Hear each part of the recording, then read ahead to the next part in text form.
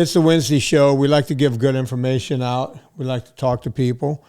What's on your mind today, Chris? You got anything over there? Yeah. So, Vinnie, the last few times that you and I have chatted, it's been all about the exercise side of this equation. Mm-hmm. And I wanted to take just a couple minutes and talk about the other side of this. I know you've said it. It's kind of the joke in the fitness community, right? Abs aren't made in the gym. They're made in the kitchen. And it's the diet and nutrition and just the overall health side of this. And one of the things that popped across my news feed this week, in addition to, incoming administration and all of the changes that come along with it, was a website or a portion of the website from RFK, who apparently has been nominated to run HHS, I believe, the Health and Human Services Department, but asking the community for nominations, because above and beyond just, him being nominated, there's like tens of thousands of nominated positions, I guess, in the US government. Who knew, right? Must be a full-time job just to keep track of all of that.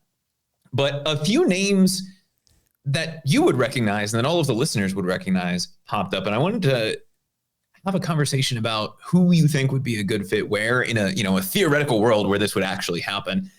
And also if you think that's the right focus for a lot of these people. The only one I know of, because she wrote to me and said, Nina Teichos wrote to me and said, hey, somehow someone put me up for is that one of the names you were going to bring up? It's the only one I know of as of this recording. Nina says, hey, someone put me up for this to be nominated. I need X number of votes. What are they doing? They're voting, or you got to get likes? Or what is it, Chris?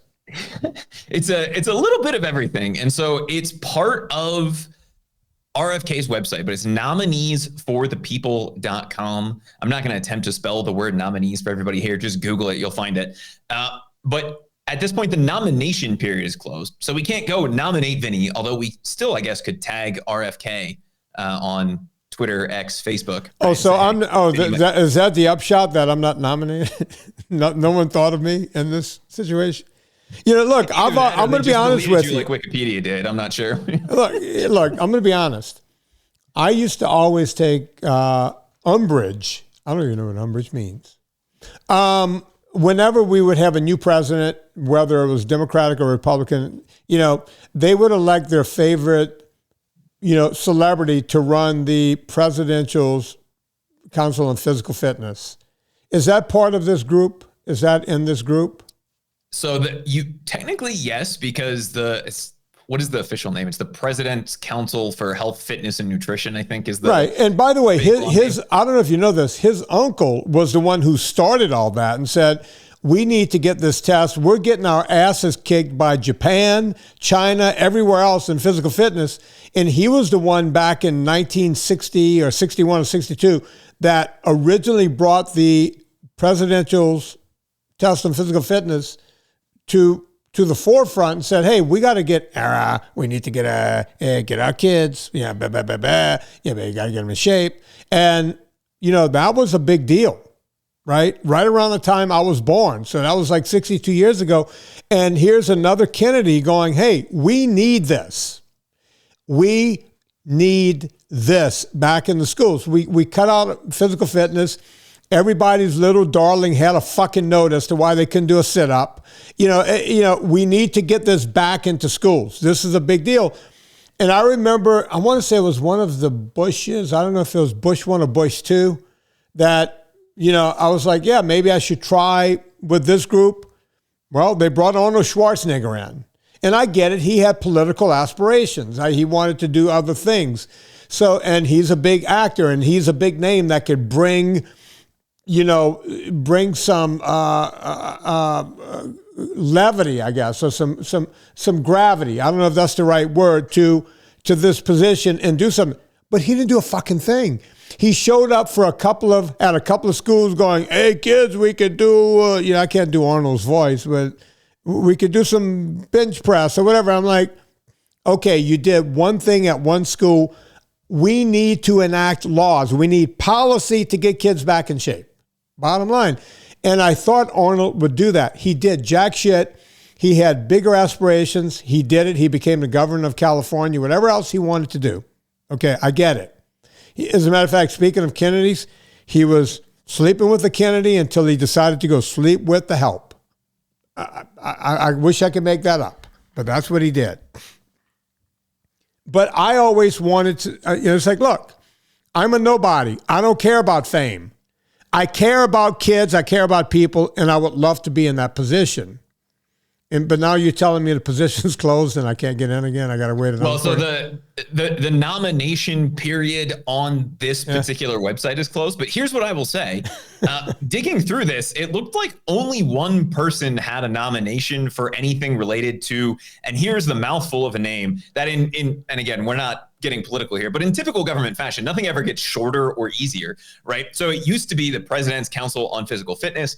Then it became the President's Council on Physical Fitness and Sports. And now, Vinnie, it's the President's Council on Fitness, on Sports, Fitness, and Nutrition, right? So it's just the whole shebang now. And I think something that would be interesting, even if we can't, use the website to do it, go tag RFK on Twitter or wherever he's hanging out and let him know that there's some people like Mr. Tortorich who might be interested in that. But I think, like I said, Vinny, I don't want to get political with this, but I think this is potentially an interesting opportunity to talk about what could be and the places where people need to focus outside of the fitness aspect. And I think one of the reasons that I know Nina got nominated, and you guys can still vote, the nomination period is closed. But the voting period is still open, is specifically because of the work that she's done on the nutrition side of this. And I wanted to pick your brain for a minute about in the theoretical upside down world where she actually does get appointed to some sort of a position with power over nutritional guidelines. What does that look like? And does that actually lead to substantial changes in the places that you were just talking about? Right? Does that lead to a change in a supplement facts panel? Does that lead to a change in the school lunch program? And is that enough? Having somebody that actually knows what they're talking about and pushing for those changes, is changing it at that level enough to get people back on track? Does that make sense? Yeah, my opinion is yes. I'm going to do what you do to me in meetings when we have actual meetings. Yes and no. Yeah. Which I love when I ask you a question, you go, yes and no. It's like, well, what, are we back at zero, Chris? Yes, it does make a difference. No, we won't see it right away, right? It's a long road. She can start doing what she does, and Nina's probably the best person at it. And I'm going to do everything. I'm going to have her on this podcast to get, to remind people to go vote for her so that she can end up where she needs to be, so that she can affect change, right? And get those policies in place. Will we see kids getting healthy overnight? No. Will we see things happening in schools overnight? No. But think about it. Ancel Keys started his reign of terror on this country back in the late 1950s, and it wasn't until the late 1970s when he finally got into the McGovern committee and, made things happen. He was just this dogged person who decided, I'm going to keep going after this, right? So do you see changes overnight? No, but do you see changes eventually? Yes. And that's what we're looking to do here. Nina starts making changes. What, you think Big Food's going to go, okay, Big Food is going to do everything they can to cheat that system, right? And there's going to have to be rules put in place. Hey, we can't have this in school. We can't have that in school. We got to stop with the seed oils and whatever she decides, right? But it's not going to happen overnight. But it needs to start happening because, look, man, I've said this until I'm blue in the face. When I was in high school and I graduated in 1981, the chubby chick was the girl that had an extra 5 pounds to lose, and she was a cheerleader. Her stomach was all ripped like the other cheerleaders. She just had a little something on her butt. We called her the chunky chick. Now we have 60% morbid obesity in this country, and we have a rate of morbid obesity on kids that's beyond. And we can't keep going in this direction. As I always say, We're going to break under the weight of our own weight. We need, look, if you take a ship and you turn the wheel on the ship, that ship keeps going straight for a couple of 2 or 3 miles before you notice it turning. Because of the weight of the ship, the trajectory of the ship, everything about it, you change it and that ship is going to skip along, even though you got that rudder changed, it's going to skip along forward. It's not like a kayak where you make one movement in the water, 30-pound boat is like a leaf on the water. It turns immediately. This country ain't a kayak, it's a ship. And it's going to take a long time before you start seeing movement, even if you start turning the wheel right now. Go, Chris.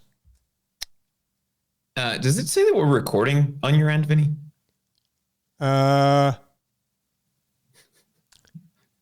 No. We're recording. Before speaking of turning ships around, we're recording audio. We'll have audio. That's fine. All right. Should we just pick up right here with the video? Yeah, we can. All right, here we go. Okay. Now, folks, if you're listening to this on YouTube, Chris and I have been recording for 14 minutes, and some idiot forgot to hit record on the video version of this. So you're going to get a little less on your YouTube. If you want to hear the whole episode, that 14 minutes was just magnanimous. You need to go to VinnieTartaros.com or go straight to wherever you listen to podcasts and listen to the first 14 minutes. But we're picking up right here for the rest of you guys. Sorry about that. I'm an idiot, and I'm just working away here. And sometimes you forget to press the damn button. It's just the way it goes. Ironically, we were talking about how hard it is to turn things around, Vinny, once you've gotten started in a certain direction. And we said, I mean, we could go record those 14 minutes, but they're not going to be as good as they were the first time around. So we're not going to try to turn that ship around. We're just going to start where we are. And I think you saw the damage happen in the same way, right? We started to see the things coming out about sugar being the culprit in the 50s and the 60s and the 70s, and then low fat, right? Or fat being the culprit, not sugar, right? All of these things happening. And then we start to see that shift or that drift happen gradually. And when it really picked up steam, right? Just to stick with the boat analogy, why not? Was in the late 70s and early 80s. And what happened in the late 70s, early 80s, Vinny? Survivor's Gonna Survive, right? Those big tobacco companies started merging with the big food companies and saying, oh, well, we can't sell cigarettes anymore. Cool. Now let's figure out how to sell food. And just because you start to make some changes doesn't mean you're not going to run into resistance there. So even in the ideal world, where somebody like Anina is elevated to a position where you can make a difference, you aren't necessarily going to see the downstream effects of that. I think one interesting comparison here is, do you remember when Michelle Obama went after the school lunch program and started with great intentions and ended up calling pizza a vegetable? Okay. So let me talk about that. We were already doing this podcast when President Obama got into office his first time around. And Michelle Obama came out and said that we are going to, we're going to grow a garden in the back of the White House, and we're going to teach people how to eat cleaner food. We're not going to eat junk. I said on this very podcast, folks, you could go back and find it. Debbie can put a link to it or whatever. I said, there is no way. I said, Michelle Obama just spoke out of turn, because big food is in cahoots with not only her husband, but every senator and representative, both on the left and the right. And the last thing they want is for their lobby to be fucked with. And I can't believe that someone didn't vet. See, Michelle Obama came out with that. No one vetted it, right? And I said on the podcast, they will not let this fly. And Anna goes, oh, come on. I said, Anna, this will not fly. They will knock this lady back like you have never. 1 week later, Michelle Obama comes out with a whole new plan. You know what the plan was? Let's move. Pizza is a vegetable. Yeah. No, let's move. Nothing about food anymore, nothing about a garden in the back of the White House, nothing about not eating processed foods. We're changing the whole thing. It's let's move, right? And then a week after that, and this was my favorite one, to lose weight, and this is Michelle Obama. And by the way, I have nothing against Michelle Obama or any of them, right? Drink an extra glass of water per day, and that will help you lose weight. There's literally zero science on that. This is the first lady. This is a woman who's sleeping in the White House. In the White House, she's right there. And the first thing out of her mouth is, extra glass of water, you're going to lose weight. Science? Is that science? So you used the word umbrage a couple minutes ago. I'm gonna throw that word back at you and say I take a little bit of umbrage with that statement. The only reason for that is we know that a lot of people, especially people with dysregulated or poorly regulated metabolisms, right? The standard American diet often mistake thirst for hunger. Right. And so if you drink that water, there is the potential, right? I'm not saying this is solving the obesity crisis in the US. I've seen people grab at straws to try to get out of quicksand, but wow, that's a pretty weak straw right there. Look, I can steel man pretty much any position, right? But at least there is some thought there where it's like, okay, and you and I have even had that conversation in the VIP group. Like, hey, maybe you're not hungry at 3 o'clock in the morning. Maybe you just need a sip of water. So I understand where that comes from, but it's also focused on the wrong thing, right? And I think where this got derailed the last time was, and I think she even worked, if I remember correctly, she worked with the USDA. Somebody fact checked me on this. The USDA came out with the new recommendations, and then Congress came and overrode those recommendations to say that, no, it's okay. Pizza is totally still a vegetable, right? Because it has 2 teaspoons or 2 tablespoons or whatever it is of tomato paste. And that makes it a vegetable. Which, shouldn't that make it a fruit, not a vegetable? No, but flour is vegetation. It comes from a grain, which is vegetation. So you can somehow call pizza a vegetable. That's what they did. You see, we all look at it and go, it's crazy, but it's plausible deniability, right? Well, is it a meat? Well, if you put meat on it, if it's a meat lover's pizza, you can put sausage, you put your pepperoni, what have you.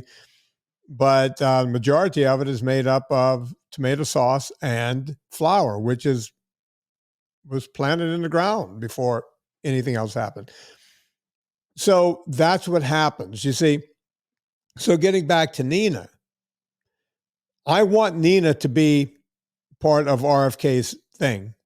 I want that to happen because I know her personally and I know her conviction. I've sat down with this woman and had private conversations. I know where her brain is. I know where her heart is. And just like me, she does not have a horse in the race, right? Not one horse in the race. She just wants to see everything corrected, right? And will we see it in my lifetime or Nina's lifetime? Probably towards the end, because that's how long it takes to get that ship turned around, right? But if Nina can do something, if we could get her in there and she can start affecting changes right away, then we could do something, right? We could get somewhere. She needs to get in there and start. And look, I'm sure he's going to have a lot of people with a lot of ideas, and I'm sure some of them might be vegans. We don't know. I don't know who's going to pick who, right? We just know that Nina's in there. And that's good enough for me. And I think that's a good place to start, right? And I think one of the parts of this conversation that I wanted to have with you, and you and I have talked about this, I think it was on the podcast actually in the past, about creating change one person at a time, right? And that's great. So we're at the bottom. That's how we do that at the ground level. You potentially have somebody like a Nina who can make some change at the top. But is there anything that we can do in the middle ground there in terms of reaching out to local schools, or as far as you know, is all of that controlled at like the federal and state level? Right now, because, at some point we brought in like this teacher, I want to say it was President, who was the guy with the peanuts? He's still alive. Jimmy Carter. Jimmy Carter brought in, I want to say it was Jimmy Carter that says, hey, we need to get like this teachers association. So they Everything is done through that now. We didn't have that before. You mean you talking about the Department of Ed? Yeah. I want to say it was him. I Yeah, don't think it was after him. it was late 70s, early 80s. That would be Jimmy Carter, right? So they would never allow a Vinnie to walk into any school. Like, look, when I was in New Orleans, Newman School was a private school. A lot of rich people with oil money sent their kids to Newman School, right? We could get the best strength training coach we could find. Turns out it was me, right? And that's what they're going to do. And when they have you there doing strength coach, then they're sitting there going, what else can we do? Because these people always think rich people have it. Oh, no, the rich people the people with business minds.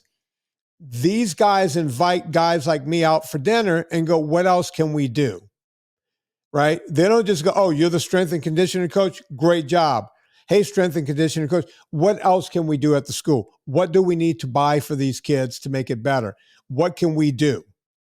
Right? That's how you have these, overprivileged white kids ending up NFL MVPs. Right? And they come out of that school. And now you see a third Manning coming out of it, Arch Manning, right? You can't stop them. They didn't go to some football power.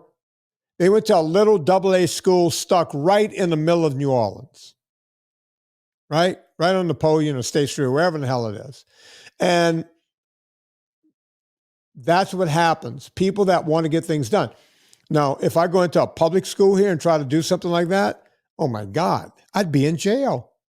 They would have me thrown in jail right now. And look, I don't need one of these fancy titles. RFK, I live 2 hours from Washington. Hell, I drive to D.C. like I go to the bathroom. You know that, Chris. I went 5 days in a row. Just to get my hand fixed, I got to go another 5 days in a row. I will drive to Washington every day if I had to. Mr. Vinnie goes to Washington. I will drive there every day. You don't have to give me a fancy position. Sit down with me, folks, and let me tell you how we can do this. Let's get back to what your uncle was doing, right? Let's get kids involved. There's a Thomas Jefferson quote. I need you to look it up. And it says, and it was probably part of a bigger quote. And I'm going to paraphrase it. I want you to look it up. He said, the morning time is for work. The afternoon is for recreation and exercise. He says, reading is important, but I would venture to say that exercise is more important than reading and learning, because exercise is for your health and you need health for longevity. I just botched that up, but Thomas Jefferson knew this shit. Tell me if you could find that quote, and let's see how close I was to it. Leaving all afternoon for exercise and recreation, which are as necessary as reading. I will rather say more necessary, because health is worth more than learning. Okay, Chris, you see, that's why I'm a genius. Ask me when was the last time I read that quote. 5th grade. Probably 30, 40 years ago, right? I just almost gave you that quote verbatim. It was mixed around a bit, but I threw recreation in there. I mentioned reading and smart and being all right. Morning is for work, afternoon is for. Okay. Thomas Jefferson knew this, right? Thomas Jefferson also needed to exercise because he's the one that introduced macaroni and cheese to the U.S. So, whatever. I think he grew a lot of tobacco. I live right next to Monticello. I'm pointing over there because Monticello is right outside my window, right? So he understood. People over 300 years ago understood, 250 years ago, understood what exercise was. I've had people on this podcast, I've had doctors tell me the worst thing we did was take recess and PE out of the schools. If you want your brain to grow, you must exercise. I've had top experts on this show. And what do we do with kids? The one thing we do is we take exercise out. And when we don't take exercise out, we think that kicking a soccer ball for 20 minutes in the afternoon is enough. I say bullshit. I'm laughing because you're talking about taking PE out of school. One of my good friend's sons is a PE teacher, right? Speaking of which, when did we stop calling it gym and start calling it physical education? When did that happen? He's a gym teacher. And we got into a conversation a couple weeks ago, and he was telling me he gets more exercise in his free period with the other teachers than any of the students get, because they take what they set up for the students and they actually will play, just to make Kurt Lapeert happy, pickleball, or they'll play, dodgeball or something between the teachers. But you can't do that with the kids because it's too much exercise, or too many kids have notes, or, Jimmy has an inhaler, so he's not allowed to run around at all anymore. And it's a systemic issue. So the question is there anything we can do other than that one-to-one approach? I mean, yes, I could sit here and say, take your kids out of public school and put them in a magnet school. Cool.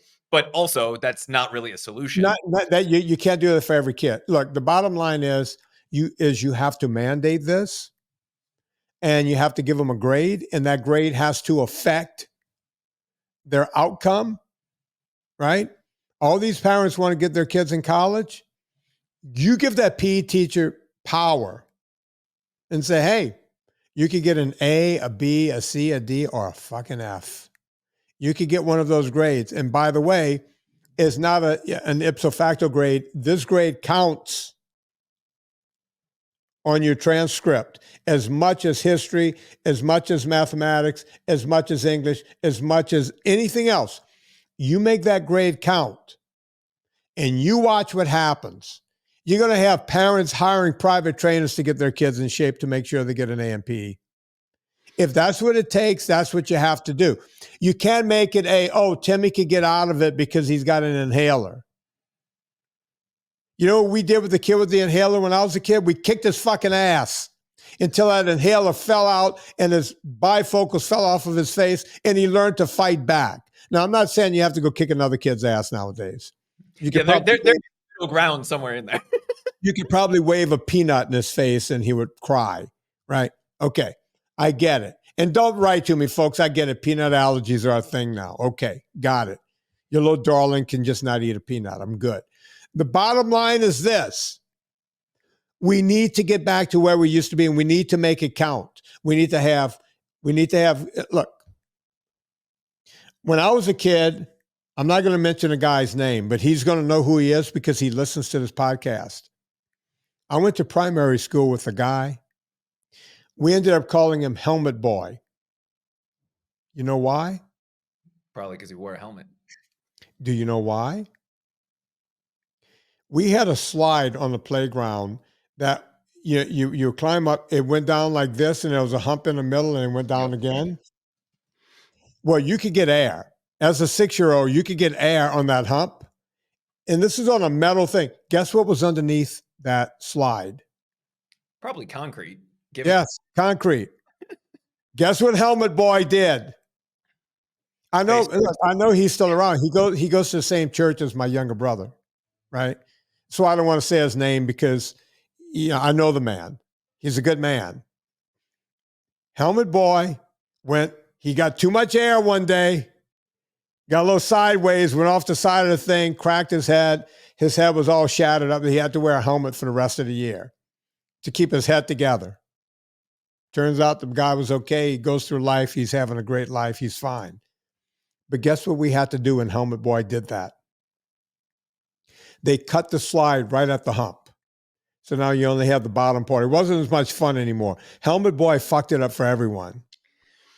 Did you guys have, Vinny, the manual merry-go-rounds? Oh, yeah. Oh, you can lose a finger in those things. Yeah. I'm laughing because this morning, I walked past a playground here that is, a new fancy playground outside of an elementary school, and everything's plastic, and there's not even wood chips, but like rubber mulch and all of these things. And I know I'm not that old, right? I'm mid-30s. Yeah. But my elementary school was built in the late 50s. And so we still had wooden playground equipment and metal playground equipment. And we had, just like you did, 3 big slides that were probably 50 yards long from the top to the bottom that went they were the up full there. length of a hill down to the baseball diamond, and the metal merry-go-rounds. And as far as I know, everyone survived those things, right? Oh, Maybe you had to wear a helmet for a little bit, but now we would you do a can't even thing go where outside for recess. we would do a thing where one kid would hang on, the other kids would all get and run in a circle to see if we can wing that kid off. You just right? leave somebody right in the middle, and you have 2 or 3 kids That's on right. each handle running around the outside. Yeah. Yeah, and you could get some speed up, and of course you have a little something called centrifugal force. Next thing you know, that kid is flying. And look, we had the monkey bars with the concrete underneath. Mm-hmm. Yeah, we had it all. I get it. Some of it's better that we don't have some of this stuff. I get it.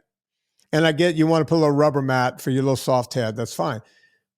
But we all survived, even Helmet Boy. I know that because I had dinner with the man about 3 years ago. He wanted me to sign his book. A few people, I was in town. We got together. I signed a bunch of books and had dinner with these people, right? He's still around, right? Helmet Boy's still out there. So, and we're talking late 1960s when I was in primary school when Helmet Boy went flying, right? It was probably 1968, something like that. But we all lived, man. We're all here. It just is what it is. We need to get some of that back. I'm not saying we need to wing kids off of a merry-go-round. And God, the things we did on a teeter-totter is probably illegal in all 50 states now. Maybe not Alaska, but the other 49 states has got to be illegal, right? We used to launch How many kids did you launch kids? Yeah. We would try to do better. 3 kids on one end and the tiny kid on the other, right? That's just how it works. You stand on this end. We saw this on My World of Sports. And we're going to try to get you to flip backwards. What do you think would happen? He landed on his fucking head, right? But that was that. Right? I'm not saying we have to go back to that, but we have to go back to physical education. We got to let kids skin their knees up again. I'll never forget one time my niece, she must have been around 7 or 8 years old. And I was outside helping my brother do something under his driveway. And my niece came outside and she looked like a robot. She had wrist pads on. She had elbow pads on. She had knee pads on. And I looked at her and said, Charlie, what sport are you getting ready to play? And she had a helmet on. And she goes, I'm getting ready to go ride my bike.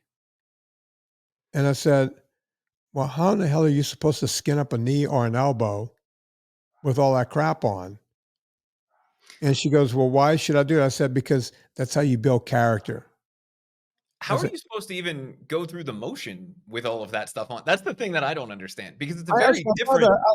I looked at Frankie. I said, what's going on here? He goes, my wife won't let her ride the bicycle without all that shit on.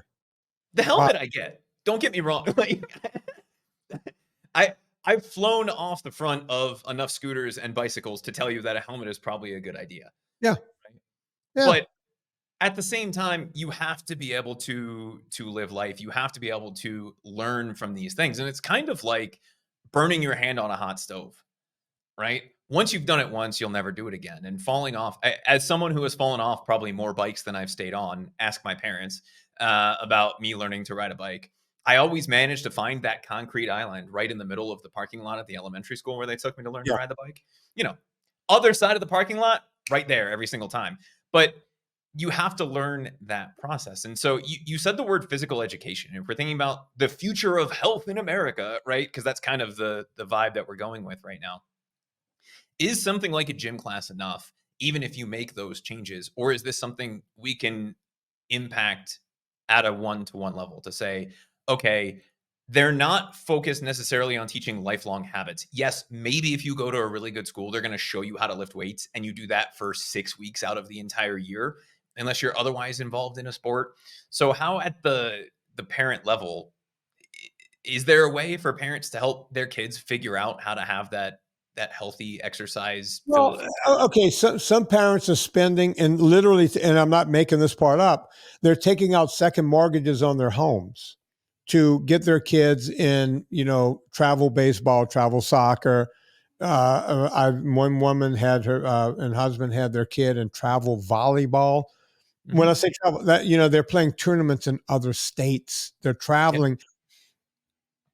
I think it's a step too far because the average person cannot afford this. Even the people doing it can't afford it, right? They're taking out mortgages on their home because they're hoping that their kid can get a scholarship to a D1 college. It's a bad way to try to get a scholarship, right? Because not everyone's going to get one. But so you got to make a decision there, whether your kid's going to be good enough to make it or not. And you have to be realistic about it. But how do we get more kids involved? When I was a kid, even in a town like Donaldsonville, we had a great summer baseball program, right? And I went to the private Catholic school. All the other kids went to the public school in town. And we were all friends. We all played summer baseball together. That, it's a community of 6,000 people. That's why everyone knew each other. And when I go home and see people now, I don't see my friends from the private school. They all moved to Baton Rouge and New Orleans and became doctors and lawyers, right? And then all of the other kids that went to the public school, they're now the business owners around town, and they work around town, and they work at the plant, and they're welders and pipe fitters and everything else. And these are the people. This is how everyone knows everyone. We all played summer ball together, right? And before we got into our football programs at school, we had, Pop Warner, and you met the kids through Pop Warner. That's how you got to meet the other kids. So socially, it's great. You're fighting for a cause on a team with other kids. They weren't handing us cupcakes and muffins after, 2 plays. It was really hard shit, right? It was rough. Wait, you mean your parents didn't have a summer snack schedule? My parents never showed up. Not any parent ever showed up to practice, right? Some of the locals when I was in high school, like the local older men who had nothing to do in the afternoon would come out and watch practice, hang on the fence, just to see what it was, what do they look like this year? What's going on? And they were all standing there with their opinions and whatnot. And that's what old guys do, right? But that was it. I'll never forget one time, my nephew, who, by the way, just had a daughter 2 days ago. His daughter's 3 days old now. I want to say he was probably in 8th grade, maybe freshman in high school. And I was down in Thibodeau visiting my brother, and I had a girlfriend with me from California. This is obviously before Serena, late 90s or whatever. And there was we went to practice to go watch practice, and there was probably 10 or 15 women there, moms. And we walked up, and of course, my brother Mark's wife was there, and he said, "How's Hayden doing today?" And she goes, "Well, your son is out there titty tackling, it." And my girlfriend said later, "It's like, wow, the women understand this as well as the men." It's like, oh yeah, oh, they're not out here handing out cupcakes; they're out here making sure that their kids are kicking ass.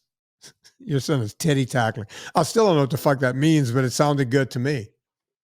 Right? Sounds a little bit like spinning around in the dirt, or just that kid in the outfield doing this with the cleats. Yeah, pretty much doing plies. But look, the bottom line is you got to be on top of these kids, and you got to make, the parents have to be involved, and they got to stop writing notes for little Johnny with the inhaler, right? The reason little Johnny has the inhaler is because he's not doing anything. Right. We need to get past this. I think the diet side of this, if we're thinking about this, is a lot easier to control because you literally control what goes into your mouth. And if you have kids in a family, in a lot of cases, you have at least some level of control, right? You have picky eaters. Maybe your husband or wife is not 100% NSNG or whatever, right? That doesn't necessarily mean that you're not still pushing that education in the right direction. I think food and food culture is something that travels with kids and teens, right? Some of my favorite things are some of the weird things that my mom made growing up that are not, it's a hodgepodge of different things or whatever it is. And that carries with you. But the exercise side of this doesn't necessarily. And I think at least when I was in school, and I'm curious what what physical education was for you, but when I was going through school, it was more about like individual sports and learning individual things. So we'd play baseball for a month, we'd wrestle for a month, we would play pickleball for 2 weeks, like you rotated through a bunch of different things, but you were never taught how to carry that through the rest of your life, right? Unless you wanted to be a professional pickleball player or a professional wrestler, not WWE, but like actually wrestle, right? You didn't really get anything out of that. And so is being involved in that activity, after school baseball or whatever, is that enough to get people pushed in the right direction? Or is there a different way that we can start to build habits for ourselves that then pass off to our kids, our neighbors, our friends? Does that make sense? Chris, let me tell you what it was like for us. There was a woman, I'll never forget this woman's name. As a matter of fact, she, when I had to edit my book down, her story got left out of my book. Her name was Judy Grounds. Miss Judy Grounds. She was a lay teacher because we had nuns, right? But we had some lay teachers to fill in. She was the PE teacher from 5th grade through 8th grade for those 4 years. Judy Grounds was this lean and mean. She was tall and willowy, and she had a scowl on her face. As a matter of fact, my buddy Ryan married Judy's daughter, years later. Judy Grounds was a Cajun from Vacherie, Louisiana, had the accent, the whole thing. And this woman took it seriously. You want to talk about a program. She would have, every 3 or 4 weeks, you would start something different. She would have, we had square dancing.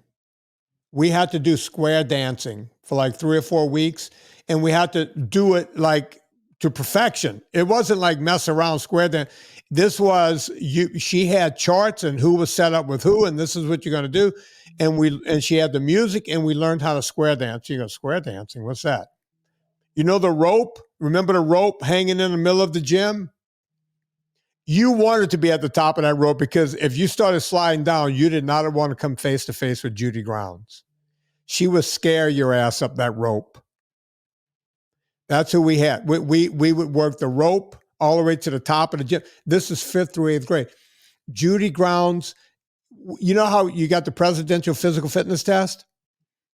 There was a 6-week program that she would put together before the test to ensure that everyone did their best on the test, including working on our 600-yard run, our 50-yard dash.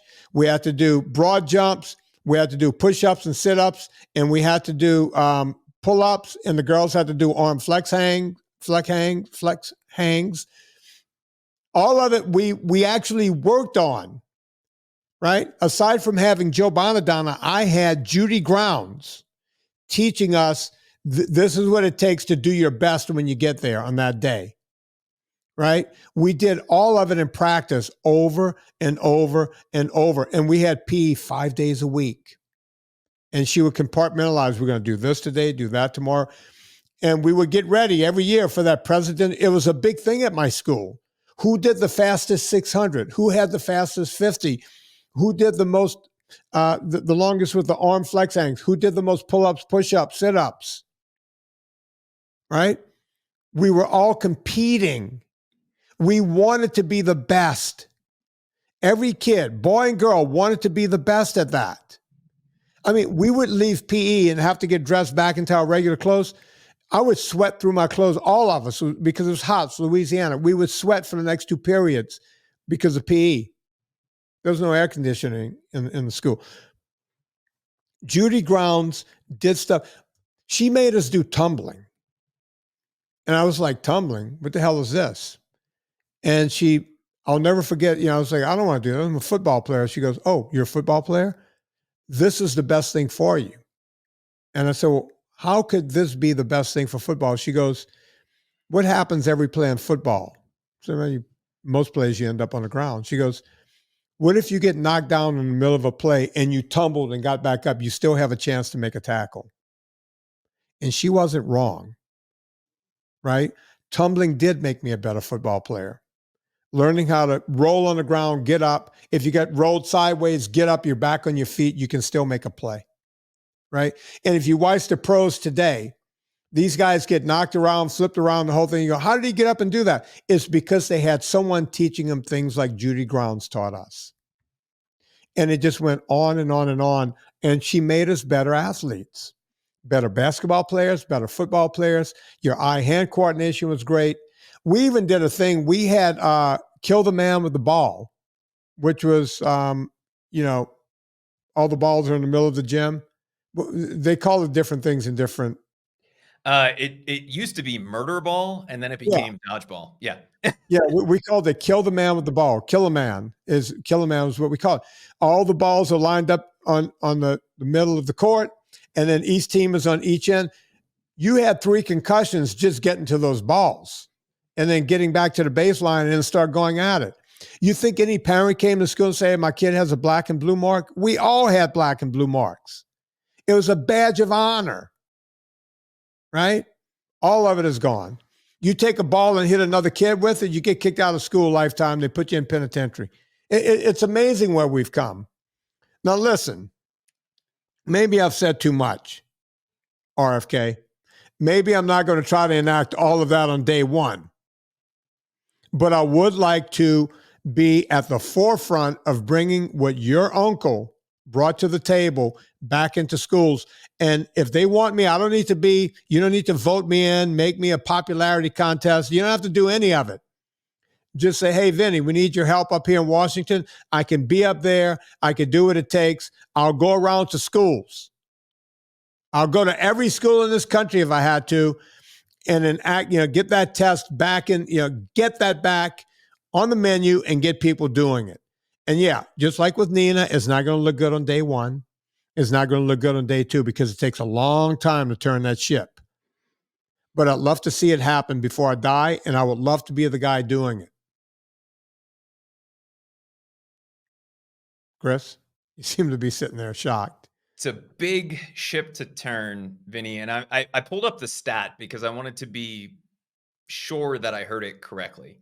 76% of military-aged people in the U.S. are not fit enough to serve. And 15 to 20% of people who are actively enlisted are considered obese by the U.S. military.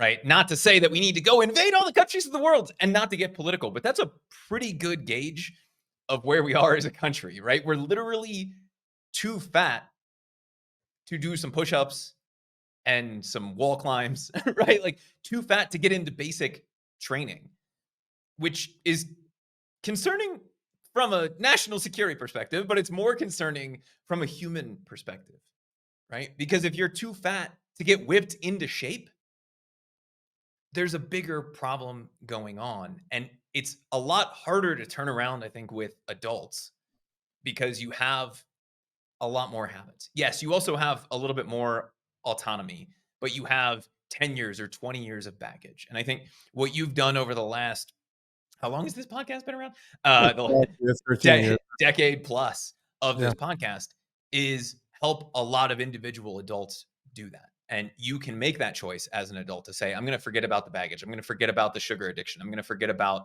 this. Why? Because I'm too large to save my daughter from getting hit by a car. Because I just want to feel better, whatever that reason is. And kids don't necessarily have that choice, right? They're in the situation that they're in. And so if we can give a little bit more physical education, an actual education, right? Not here's how you play baseball, but here's how you can incorporate exercise into your life in a fun way, which includes something like baseball, basketball, pickleball. Yes, Kurt, it's a sport. All of those kinds of things. There's a defense. That's a whole other podcast where we can talk about what is and is not a sport versus an athletic activity. I'm curious to pick your brain on that. That might get you permanently canceled, but we'll find out. But I think the long story short of this is it has to start at the bottom. And something like bringing that back and making that a real part of schools again can make a big change. Because even though, Vinnie, like you say, exercise is a poor way to lose weight, it's not just that. And if we're changing the nutrition side of this, and we have somebody like a Nina who is starting to make some advances there, and I know regardless of how you feel about RFK or the political side of this, some of the things he's talking about make sense. Like, I don't know, banning the food dyes that are banned everywhere else in the world except for the US, right? Yeah. Not assuming that things are safe just because they haven't killed somebody yet and making you prove that they're safe before you put them in food, right? None of these are revolutionary ideas, but that only solves one part of the equation. The exercise is the other part. And that's where I think you can see more change more rapidly. And that, Vinny, I know that's where you can really help if you're given the opportunity. Yeah, look, I don't need a big title. Just call on me. I know that RFK knows Mike Rowe, and Mike and I are buddy. I know that RFK knows Adam Carolla. So, guys, maybe when you tweet Adam and do all that, add Mike Rowe and Adam Carolla to it. Say, look, they know Vinnie. They endorse Vinnie. Go give him a look, right? And like I said, I don't need to be on some special counsel. Just get me in there and ask for my help. My free of charge. I'm in there. I'm not looking to make a buck on this. And by the way, if I had a nickel for every military person who writes to me or calls me and does a consult, because when they're in Fallujah and this and that and the whole thing, and they're sitting around eating nothing but shit because that's all they give them, and they're asking me if I can go in and do something, I'm going, hey, I can't call the military up and go, hey, y'all, what say we change what you're feeding them over in Fallujah? I don't have that right, but put me in a position to help you do the right thing, right? You want to do it? Do it. Folks, listen, Chris, I'm not going to do any other ad than to say this.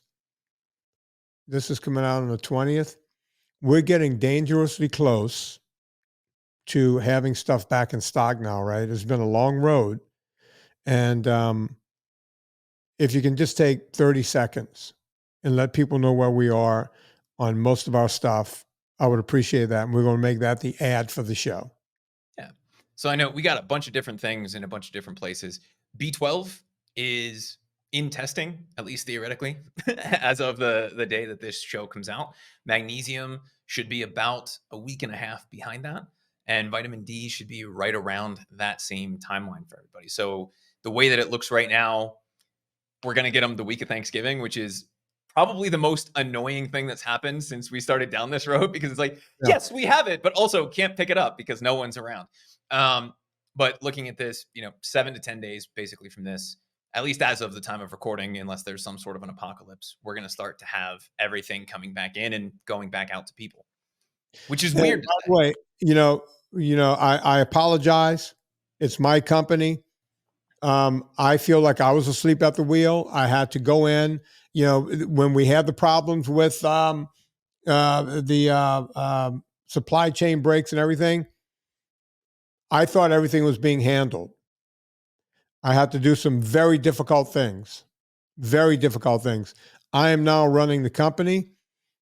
Chris knows this. I had to take an ungodly amount of my personal money to throw into a dying company to get it going again. I walked through a fire for you guys. I did it for you and I did it for me because these products were too good to let anything happen to this company, to Pure Vitamin Club. Chris and I are going to be excited to be telling you guys about stuff that we're doing over at NSNG Foods, the ultra fat thing, very soon. We've been working.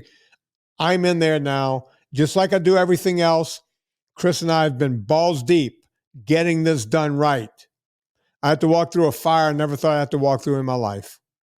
Financially, emotionally, it was not easy. It's still not easy, but we're getting there. Stick with us just a little longer. Your product is coming, and then we're working to never be out of stuff again. And yes, the quality is exactly when Chris just said we're testing right now. Guess what? Even after we make it, we don't trust it. We test it. Right, Chris? If you're watching the video, you see me trying not to laugh my face off because of what happened with one of the earlier orders in the year where they said, oh, yeah, it's fine. It's fine. It's definitely what you ordered. We got those third-party test results back and went, yeah. What is in this? Right? A little bit like RFK looking at the Fruit Loops for, you know, the difference between American Fruit Loops and Canadian Fruit Loops, and going, why is it that different? I don't understand. Looking at what we ordered versus what we tested was not cool. And so that's the other side of this. And that's kind of the one big black box still, Right. is like, okay, even if they finish it, does it meet our standards? And if it doesn't, then it will be a little bit longer. I don't think, and we have no reason to believe that it won't. Well, the prelim test showed that we were fine. So that's always fine. Everything is green lights at this point. Yeah. So. So go, you know, stick with us over at all of our companies. We're getting there. It's how I keep all of this stuff going. Chris is now on X, so you can check him out there. He's NSNG Chris. Yep. At NSNG Chris. Go check him out. I think I have a little bit more hair in that picture, but yeah. False advertising, Chris. You might want to fix that. It's coming back. Rate and review this podcast. Rate it and review it. That's how other people find us. And you can go check out the VIP. Is the VIP/row still VinnieTartarucci.com? VIP/row. Is that still a thing? Up through the 22nd, I believe. And this is coming out on the 20th? On the so, 20th, folks, There's your last chance. Go do that. Boom. Just go do that. That's it, Chris. That is it. On behalf of Chris Schaffer, my name is Vinnie Tartarucci. Put life into living.